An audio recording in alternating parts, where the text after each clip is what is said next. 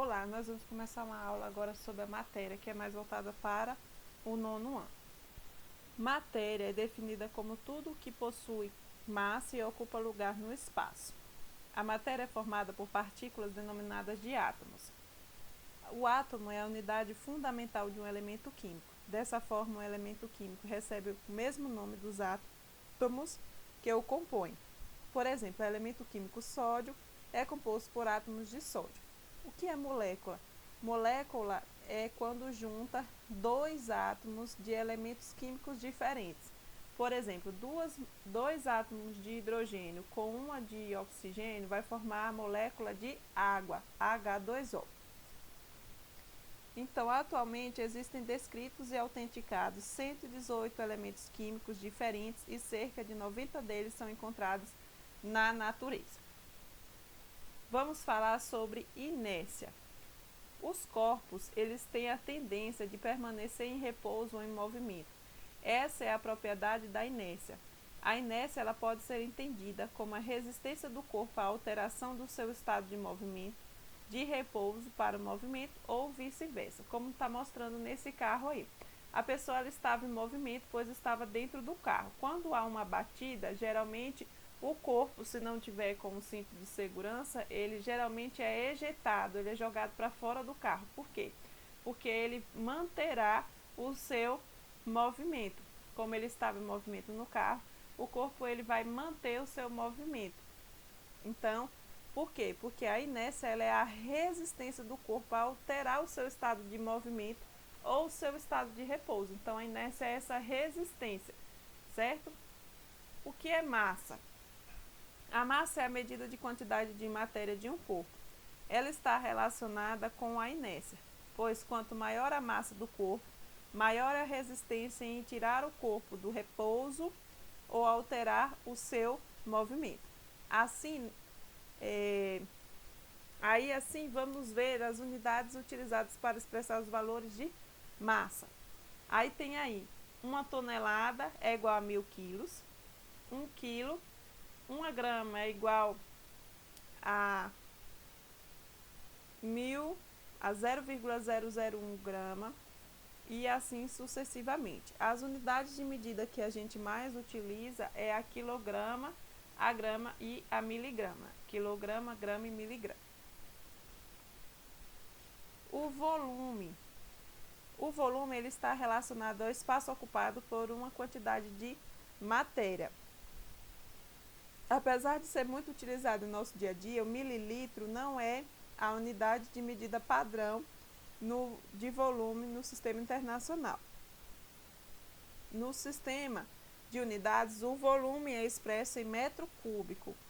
Outra unidade muito utilizada no nosso cotidiano é o litro, mas para o sistema internacional, então, vai ser utilizado o metro cúbico. E a gente sabe que 1 metro cúbico é igual a 1000 litros. Então, a gente precisa saber disso para fazer as transformações na hora de colocar nas fórmulas.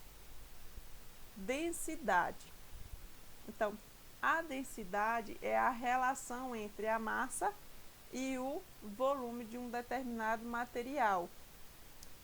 A unidade de medida padrão da densidade expressa no sistema internacional é o quilograma por metro cúbico, ou seja, a massa é expressa em quilogramas e o volume em metro cúbico. Em alguns casos, podem encontrar também a densidade de materiais expressa em gramas por centímetro cúbico. Então, quando for a massa quilograma, o volume tem que estar em metro cúbico, quilograma por metro cúbico. E pode encontrar também grama por centímetro cúbico. Então, a densidade é essa relação entre a massa e o volume de um material. Aí nós vamos falar sobre os estados físicos da matéria, né? Temos o estado gasoso, os átomos e moléculas se encontram mais afastados entre si em comparação aos estados sólido e líquido, por causa da distância entre as partículas, sua distribuição é desordenada e sua interação ocorre principalmente por colisões. Essa é uma das principais características apresentadas pelos gases. Não tem forma e nem volumes definidos. Então, a principal característica do estado gasoso é que não tem forma nem volumes definidos. No estado líquido, a matéria tem volume constante e seu formato pode variar dependendo de onde ela se encontra. Isso acontece porque nesse estado físico, geralmente os átomos e moléculas que compõem a matéria se encontram mais afastados uns dos outros, se comparados ao estado sólido, com exceção da água. E essa distância, átomos e moléculas têm interação considerável, mas com maior liberdade de deslocamento. Em razão disso, os líquidos assumem forma dos recipientes que contém. Então, eles têm o líquido ele tem volume definido, ele tem volume definido, mas não tem forma definida. Por quê? Porque, no caso, no estado líquido, vai se adequar àquele local onde for colocado. A matéria no estado sólido caracteriza-se visualmente por apresentar formas e volumes definidos. Isso acontece porque, nesse estado físico, os átomos e as moléculas se encontram bem próximas, com exceção da água, em forte interação. Em razão disso, essas partículas se movimentam, vibram com mais dificuldade, mantendo a forma rígida e o volume definido. Características da matéria no estado sólido forma e volume definidos. Aí temos as mudanças do estado físico da matéria, né? Que aí tem do sólido para o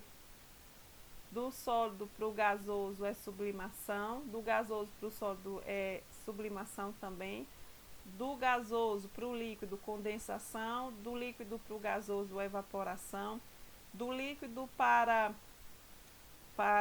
o sólido congelamento ou fusão, e do sólido para o líquido vai ser condensação, certo? Então aqui mostra também as mudanças no estado físico, né? Do sólido para o líquido, fusão, do líquido para o gasoso, vaporização, do gasoso para o líquido, condensação ou liquefação, do líquido para o sólido, solidificação. E tem a sublimação, que é do sólido para o gasoso, do gasoso para o sólido. Aí nós vamos estudar o modelo atômico de Dalton, porque começou, né, a fazer aí os estudos dos átomos. A ideia do átomo ela foi elaborada e modificada ao longo do tempo, de acordo com os filósofos gregos Leucipo de Mileto e seu discípulo Demócrito de Abdera. A matéria seria constituída de partículas extremamente pequenas e indivisíveis. E por isso que Demócrito deu o nome de átomo, que no grego significa indivisível, para determinar essas partículas. E aí, com essa primeira ideia de átomo, né, que é o constituinte básico da matéria e tal, aí foi fazendo vários estudos aí para chegar até o modelo atômico atual. O primeiro modelo atômico aí foi o de Dalton, né? O físico inglês John Dalton, desenvolveu a teoria sobre a composição da matéria e a descrição dos átomos com base na análise dos estudos feitos pelo químico francês Antoine-Laure Lavoisier, relacionados aos estudos dos gases e também por outros pesquisadores. O que é que dizia esse modelo de Dalton? Em 1803, ele apresentou as conclusões, que a matéria é formada por partículas fundamentais, que são os átomos, que os átomos são partículas maciças e indivisíveis, que cada elemento químico possui um determinado tipo de átomo, que os átomos de um elemento químico são idênticos e os átomos de elementos distintos apresentam diferentes propriedades, tamanhos e massa. Os compostos químicos formam-se em razão da combinação de diferentes tipos de átomos. Essa combinação obedece a determinadas proporções. Os átomos não podem ser criados nem destruídos. Dessa maneira, uma reação química ocorre pela combinação de diferentes tipos de átomos que participam dela. Então, assim, a teoria de Dalton ela foi muito importante, pois trouxe informações que incentivaram os cientistas a continuar estudando sobre a estrutura dos átomos. Aí veio o modelo atômico de Thomson, né? Que foi baseado no experimento feito pelo químico inglês William Crookes, o físico inglês Joseph John Thomson provou a existência de partículas de carga negativa, posteriormente chamado de elétrons. Em 1897, formulou um modelo atômico. O modelo atômico de Thomson consiste em uma esfera carregada com cargas positivas dentro do qual os elétrons estariam distribuídos. Thomson ganhou o Prêmio Nobel em 1906, em razão de seus estudos e descobertas relacionadas à condutividade e eletricidade dos gases. Então, para Thomson, tinha aí a carga, né? A esfera era a carga positiva e tinha aí os de carga negativa, que seriam os elétrons, depois, né, chamou de elétrons. O modelo atômico de Rutherford, o físico neozelandês Ernest Rutherford trabalhou com Thomson. Ele fez diversas pesquisas relacionadas à estrutura da matéria e à radioatividade que lhe renderam o Prêmio Nobel de Química em 1908. Então, Rutherford, ele explicou os desvios maiores, propondo que a carga positiva do átomo é maior e parte de uma massa estariam concentradas em uma região muito pequena, que ele denominou de núcleo. Então, Rutherford, ele falou que o átomo ele tinha um núcleo, que dentro desse núcleo estaria a carga positiva.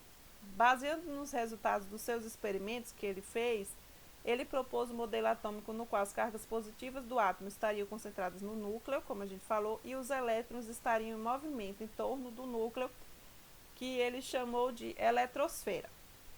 Estudos posteriormente foram descobertas as partículas que formam o núcleo atômico, chamavam de prótons, né, que é o de carga positiva, que foi descoberto por Rutherford, e os nêutrons, que é a carga neutra, que foi descoberta pelo físico inglês James Chadwick. Então, o modelo atômico de Rutherford, ele já trouxe aí que o átomo ele tinha um núcleo, que dentro do núcleo tinha uma carga positiva, que o nome desses que tinham a carga positiva era os prótons. Depois veio James e falou que também no núcleo tinha cargas neutras, que chamou de nêutron. O Rutherford falou que as cargas negativas ficavam ali em movimento na eletrosfera. Aí veio o modelo atômico de Bohr, né? O modelo atômico de Rutherford, ele não esclarecia adequadamente o movimento dos elétrons no átomo e sua estabilidade. Segundo as teorias da época, o elétron se movimentando ao redor do núcleo perderia energia até colidir com o núcleo do átomo.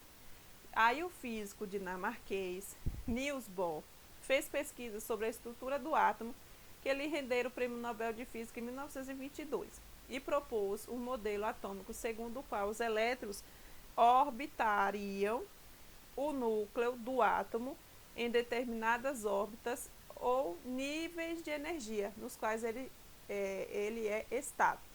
Um átomo geralmente tem seus elétrons nos níveis de energia mais baixos, mais próximos do núcleo, porém, ao receber energia, o elétron pode ir para o nível maior. Ao retornar ao nível de energia menor, ele perde energia. Então, segundo o modelo atômico de Bohr, os elétrons eles ficam em constante movimento na eletrosfera, mas que essa eletrosfera tem níveis de energia, no caso vão ter 7 níveis de energia, né? E que esses elétrons ficam em constante movimento aí nesses níveis de energia. Então, tá aqui o elétron circulando e tal, aí ele vai perder energia e vai vir para o nível de energia mais próximo do núcleo. E para ele sair desse nível de energia mais próximo do núcleo e ir para o outro, ele vai ganhar energia, certo? Então, segundo o modelo atômico de Bohr, é desse jeito aí. Aí o modelo atômico atual, ele foi baseado no modelo de Rutherford-Bohr. Então, o modelo atômico atual, ele tem um núcleo, onde dentro desse núcleo estão os prótons e os nêutrons. Ele tem uma eletrosfera, onde fica os elétrons, e que existem esses níveis de energia, onde um átomo, né, ele pode ter até 7 níveis de energia aí. Aí os níveis de energia. De acordo com o modelo atômico proposto por Bohr, os átomos possuem níveis de energia disponíveis para os elétrons. Cada nível de energia apresenta uma determinada quantidade máxima de elétrons. Atualmente consideramos que um átomo de elementos químicos conhecidos podem apresentar 7 níveis de energia, representados da letra K até a Q. Então, K, L, M, N, O, P e Q. A quantidade máxima de energia para esses níveis aqui, essas camadas, é no K máximo de 2, L máximo de 8, M máximo 18, N máximo 32, O máximo 32, P máximo 18 e Q máximo 8. Então, essas são as quantidades máximas que podem ter. Não quer dizer que todo elemento químico vai ter as 7 camadas. Pode ter elemento químico que só vai ter uma ou 2 camadas e vai ter aquele elemento químico que vai ter várias camadas, né? Podemos perceber que o átomo de fósforo não apresenta todos os níveis ou todas as camadas, né? Em razão da sua quantidade de elétrons. Isso vale para átomos de outros elementos químicos, como oxigênio, que só tem 2 níveis de energia, e assim sucessivamente. Quando o átomo tem a mesma quantidade de prótons e a mesma quantidade de elétrons, ele é chamado de um átomo neutro. Quando no núcleo vai estar lá a mesma quantidade de prótons e os elétrons vão estar lá nos níveis de energia, vai ser a mesma quantidade de prótons e de elétrons, vai ser um átomo neutro. Mas quando, né,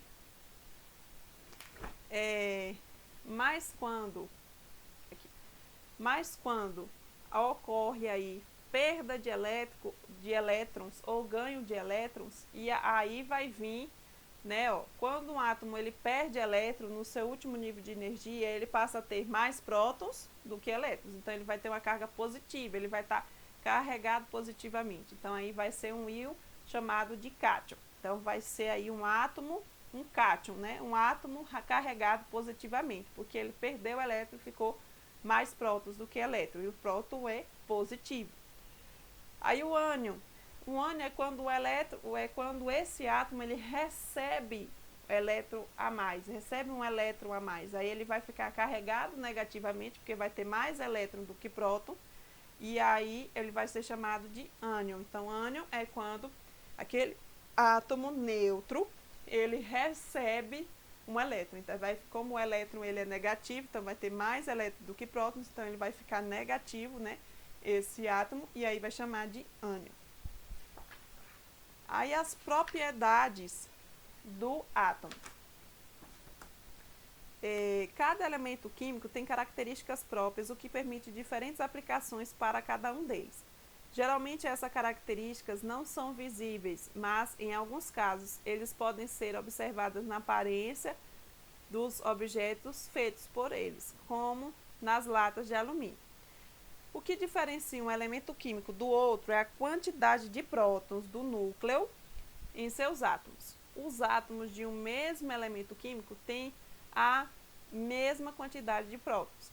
O número de prótons representado pela letra P, certo? É o que define o número atômico, que é o Z. Então, o número atômico é igual à quantidade de prótons. Então, a maior parte da massa do átomo ele vai se concentrar no núcleo, onde estão os prótons e os nêutrons. Isso se deve ao fato de que a massa do próton e do nêutron é muito maior do que a massa dos elétrons. Por isso, o número de massa de um átomo é representado pela letra A, que é, ou seja, a massa atômica é a representação da quantidade de prótons e de nêutrons, né, daquele elemento químico. Então, a gente vê aqui que em cima é um elemento químico. Quando você for lá numa tabela periódica e pegar lá um elemento químico, por exemplo, o ouro, aí em cima, você vai ver na tabela periódica que em cima vai estar a massa atômica e embaixo vai estar o número atômico. A massa atômica é definida pela quantidade de prótons mais nêutrons daquele elemento químico, E o Z, que é o número atômico, é a quantidade de prótons daquele elemento químico. Ele pode estar representado ou assim, né, massa atômica em cima, número atômico embaixo, ou assim, massa atômica em cima de um lado e o número atômico embaixo do outro. E aí, de acordo com essa quantidade de número atômico, de massa atômica e número de prótons, nêutrons e tudo mais, a gente vai definir os isótopos, isóbaros e isótonos. Um elemento químico, né? O mesmo elemento químico, certo? Que tem um número atômico igual, ou seja, um número de prótons igual, eles vão ser chamados de isótopos. Então, um mesmo elemento químico, aqui ó, o carbono é o mesmo elemento químico, que ele vai ter massa atômica diferente, mas a quantidade de prótons é igual para todos os carbonos. Então, os carbonos, eles são isótopos. Por quê? Porque eles são elementos químicos que têm a quantidade de prótons igual, certo? Os isóbaros é quando a massa atômica, a quantidade da massa atômica dos elementos químicos é igual. Então, a massa atômica do hidrogênio e a massa do hélio é 3, então vai ser isóbaros. Por quê? Porque a massa dos elementos químicos sendo igual, a gente vai chamar de isóbaros. E isótonos são aqueles em que os elementos químicos eles são diferentes, mas a quantidade de nêutrons é igual. Nesse caso aqui, 6. O boro e o carbono, eles têm a quantidade de nêutrons 6. Então, eles vão ser isótonos, porque eles são elementos químicos diferentes, que têm a quantidade de nêutrons igual. Então, só voltando aqui, isótopos vão ser aqueles elementos químicos iguais, que têm a mesma quantidade de prótons. Eles vão ter massas atômicas diferentes, mas vai ter a mesma quantidade de prótons. Isótopos são aqueles que têm a mesma quantidade de prótons. Elementos químicos iguais com a mesma quantidade de prótons. Isóbaros, elementos químicos diferentes com a mesma quantidade de massa atômica. Isótonos, elementos químicos diferentes com a mesma quantidade de nêutrons. E assim nós terminamos a aula sobre matemática.